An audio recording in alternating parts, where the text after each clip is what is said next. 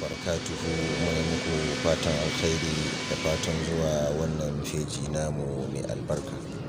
Ina masu fama da ciwo wanda yake damun su, ina masu son su sha magani, da sun sha magani su samu waraka yanzu tare da alkur'ani.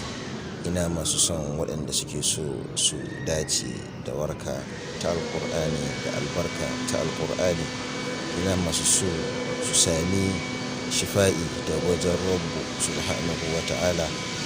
Akwai ayoyi da suka zo a cikin alkur'ani waɗanda ake amfani da su wajen magani da neman waraka daga alkur'ani mai girma.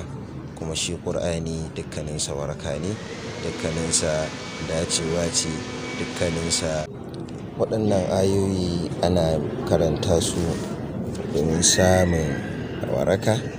Ana karanta su a mara 7, 9, 11 ko 13, ma yawanci an fi karanta su 7 domin samun waraka, domin samun dace.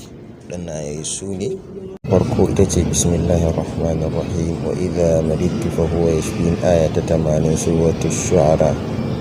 Aya ta biyu ita ce bismillahirrahmanirrahim qatiluhum yu'adhibuhumullahu biaydikum wa yukhzihim wa yansurkum alaihim wa yashfi sudura qaumin mu'minin. Aya ta 14 suratul tauba.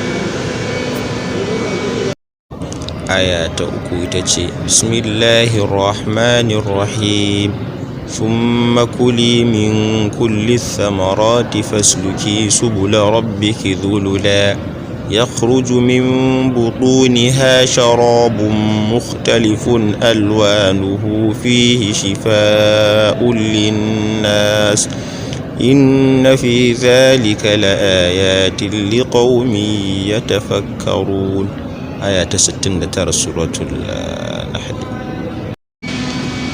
آية 4 بسم الله الرحمن الرحيم وننزل من القرآن ما هو شفاء ورحمة للمؤمنين ولا يزيد الظالمين إلا خسارا. آية 82 سورة الإسراء. آية 5 بسم الله الرحمن الرحيم يا أيها الناس قد جاءتكم موعظة من ربكم وشفاء لما في الصدور وهدى ورحمة للمؤمنين. آية 57 سورة يونس. آية 6 بسم الله الرحمن الرحيم ولو جعلناه قرآنا أعجميا لقالوا لولا فصلت آياته أعجمي وعربي قل هو للذين آمنوا هدى وشفاء والذين لا يؤمنون في آذانهم وقر وهو عليهم عمى أولئك ينادون من مكان بعيد. آية 44 سورة فصلت. Waɗannan addu'o'i muna fata za su zama sababin warakar duka marasa lafiyanmu, su zama hanya mai ɗorewa ga samun kyawun lafiya.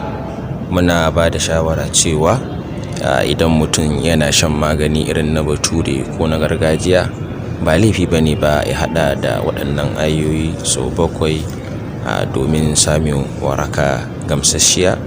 Yana kuma iya yin su ya tofa su a ruwa ko ya rubuta, kuma ya rubuta duka wannan abu ne wanda yake mai kyau.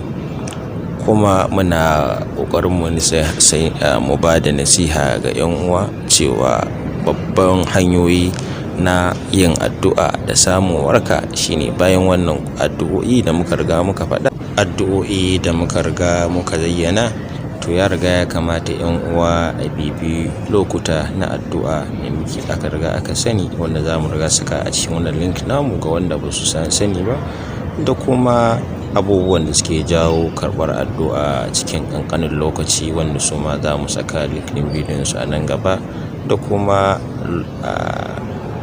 nasihohi da abubuwan da za su iya jawo rashin karɓar addu'a, su ma za mu saka link ɗin su a ƙarshen wannan bidiyo a nan gaba.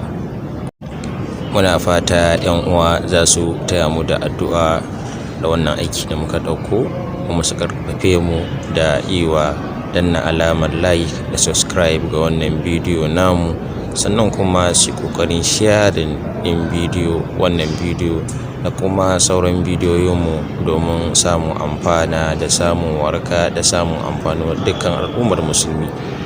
Muna godiya kuma muna fata cewa dukkan marasa lafiyarmu za su samu lafiya daga Allah subhanahu wa ta'ala.